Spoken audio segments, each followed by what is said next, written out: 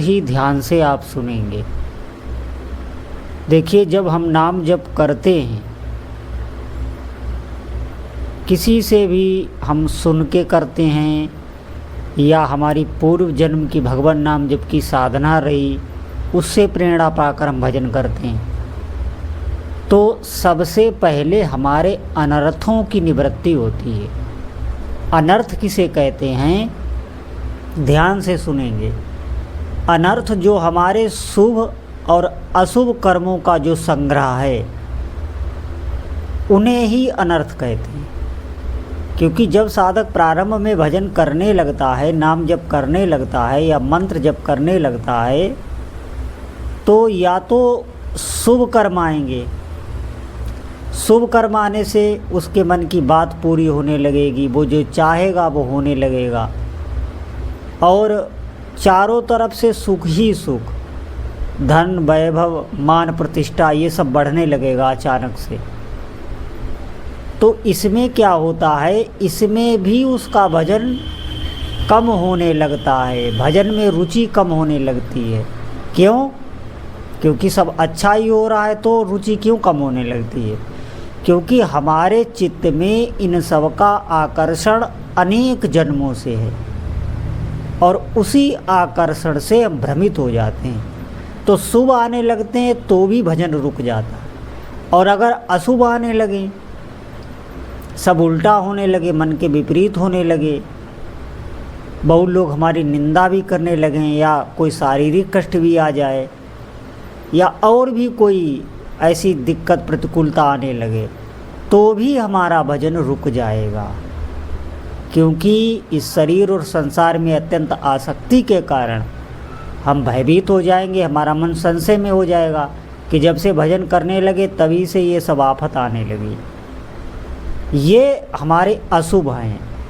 शुभ और अशुभ दोनों ही भजन में बाधक हैं, और जब तक इनकी निवृत्ति नहीं होती तब तक निष्ठा नहीं बनती। जब इनकी निवृत्ति हो जाएगी तो उसका कैसे हम अनुभव करेंगे कि हमारे अशुभ जितने भी अनर्थ हैं वो नष्ट हो गए। आपकी भजन में निष्ठा बनने लगेगी। निष्ठा का मतलब है ऐसी भजन में निष्ठा आ जाएगी कि कुछ भी हो जाए लेकिन नाम जप नहीं छोड़ना। कुछ भी हो जाए, आपकी भजन का जो नियम है वो नहीं छूटेगा। जैसे हम रोज़ भोजन करते हैं, जो शारीरिक हमारे बहुत ज़रूरी कार्य हैं उनको करते हैं, ऐसे ही हम भजन करने लग जाएंगे। भजन हमारा नहीं छूटेगा। भजन छूटने पर चित्त में बहुत ही व्याकुलता, असाह पीड़ा ये हो जाएगा। इसका मतलब है आपके जो अनर्थ हैं, जो शुभ या अशुभ हैं, वो नष्ट होने लगे। नष्ट होते हैं तभी भजन में निष्ठा आती है, और निष्ठा के बाद फिर रुचि प्रकट हो जाती है।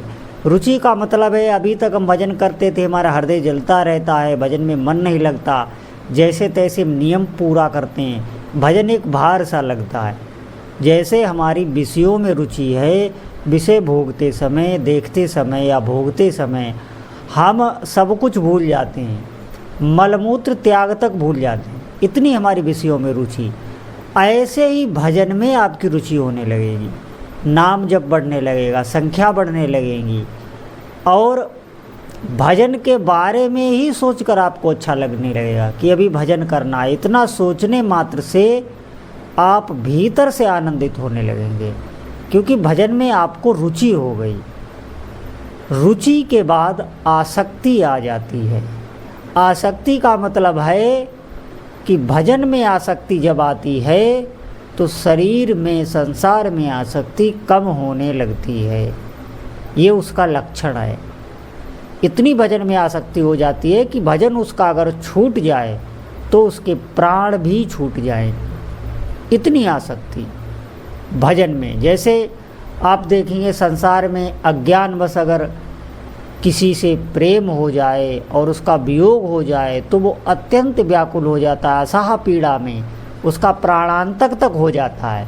ऐसी स्थिति में अत्यधिक मोह के कारण, यहाँ पे उसे मोह कहते हैं, अत्यधिक मोह के कारण उसे व्याकुलता होने लगती है, ऐसे ही साधक की भजन में आसक्ति हो जाती है।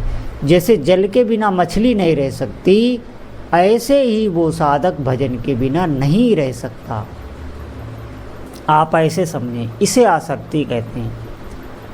और आसक्ति के बाद भाव दशा। भाव दशा में साधक शरीर की सुध भूल जाता है। भजन करते करते भगवान की साक्षात लीलाओं में उनका अनुभव, उनका दर्शन उसे होने लगता है। भाव में वो भाव देह को प्राप्त होने लगता है, इस देह को भूलने लगता है, विस्मरण हो जाता है बिल्कुल। जैसे हम नींद में सोते हैं तो स्वप्न में चले जाते हैं, तो स्वप्न में जाते समय इस देह का हमें बिल्कुल भान नहीं रहता। इसी प्रकार वो जागृत में भाव दशा में होता है, वो सो नहीं रहा होता है। इसे ही समाधि स्थिति भी कहते हैं। ये बहुत ऊंची दशा है। यहाँ तक पहुँचने के लिए सबसे पहले हमें जो गलत कार्य हैं, जो अशुभ कार्य हैं, उनको छोड़ना होगा। ये ध्यान रखें।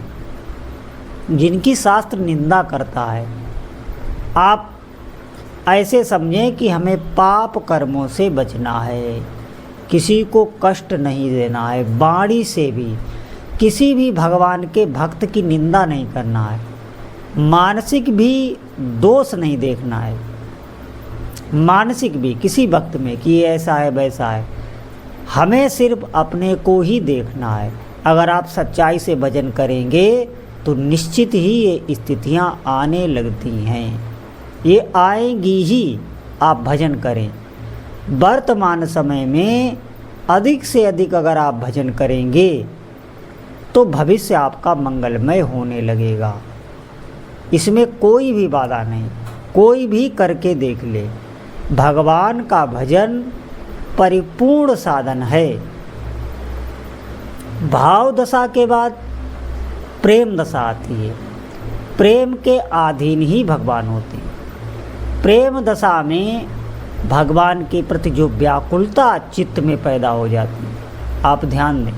सब साधनों का सार है कि भगवान के दर्शन की व्याकुलता हो जाना, साक्षात्कार करने के लिए व्याकुल हो जाना, सीधे सीधे भगवान से मिलना जो चाहता है, उसके चित्त में जो व्याकुलता होती है, असहा पीड़ा होती है। लेकिन ये पीड़ा ऐसी नहीं है, ये आनंददायक पीड़ा होती है। आप ध्यान दें, साधक के भीतर विरह उत्पन्न हो जाता है और साधना का सार ही है विरह। आप भगवान के दर्शन से भी ज़्यादा भगवान का विरह होता है, ये ध्यान रखें। क्योंकि विरह में प्रभु दूर नहीं होते, इसके वो अधीन हैं। ठाकुर जी के लिए कोई तड़प रहा है तो आप समझें वो तड़प रहा है, लेकिन उसके सामने ही वो हैं। ये भगवान की एक विशेष कमजोरी है, चाहे जो भी आपके इष्ट देव हों। ये एक विशेष कमजोरी है कि वो विरह के अधीन हैं और कोई मार्ग नहीं। प्रेम, विरह को ही प्रेम कहते हैं। और विरह में विरह ही नहीं रहता, संयोग वियोग चलता रहता है। इसीलिए बहुत लोग कहते हैं कि ये पागल हो गया है। वो साधक पागल नहीं होता है, वो बहुत ऊंची स्थिति में होता है। वो किसी के अगर छू जाए तो उसका नाम और मंत्र चलने लगे, इतनी उसकी सामर्थ्य होती है। सभी दैवी शक्तियाँ उसके इर्द गिर्द घूमती रहती हैं। आपको विश्वास करना होगा, ये बहुत ऊंची स्थिति है और यहाँ तक पहुँचा जा सकता है इसी शरीर से।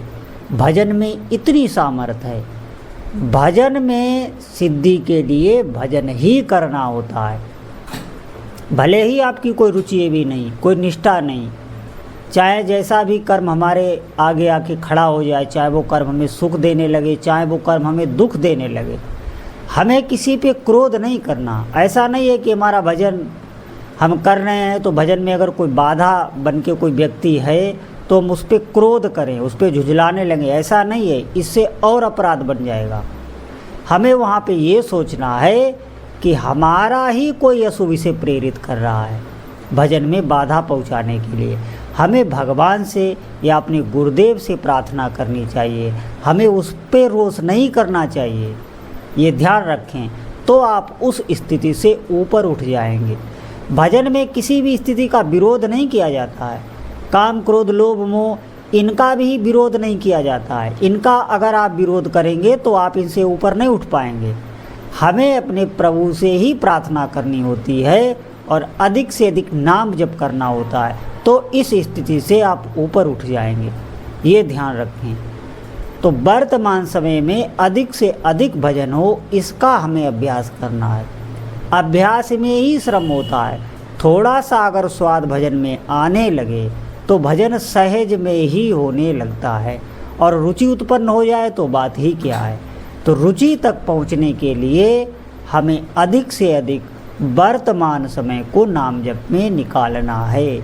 वर्तमान समय में चाहे आप कार्य करते हुए कोई भी अभ्यास कर रहे हैं, कार्य कर रहे हैं, घर गृहस्थी को कार्य कर रहे हैं, तो हमें जीव से निरंतर, भले ही नाम में हमारा ध्यान नहीं हो पा रहा है, हमारी स्थिति ऐसी नहीं है कि हम जैसे कोई कार्य करेंगे तो कार्य में हमें ध्यान भी देना पड़ता है, तो नाम से आपका ध्यान हटेगा। लेकिन इतना अभ्यास हो सकता है कि जीव से आप नाम चला सकते हैं। आप देखेंगे बहुत लोगों को वो कुछ ना कुछ बड़बड़ाते रहते हैं, फालतू बातें करते रहते हैं और कार्य भी करते रहते हैं। आप देखना व्यवहारिक जगत में बहुत लोग आपको ऐसे मिल जाएंगे, उनका ऐसा अभ्यास पड़ा है, जगत की वो बातें करते रहते हैं और कार्य भी करते रहते हैं। बात करते हुए कार्य करने में उनको ज़्यादा रस आता है। क्या हम नाम जप करते हुए कार्य नहीं कर सकते? ये थोड़ा अभ्यास है, आप ध्यान रखें। ये अभ्यास दृढ़ भी हो जाता है और ध्यान सहित नाम होते हुए भी काम होने लगता है। ये ऊपर की बात है, पहले आप इस पे चलिए। कार्य करते हुए आप नाम जप करें, चाहे नाम पर ध्यान रहे या न रहे, नाम अपना कार्य कर रहा है। ये अमोघ शक्ति है भगवान नाम जप। तो जितने भी साधक हैं आप विश्वास करें और आज से ही अधिक से अधिक नाम जप करें। बोलो जय जय श्री सीताराम।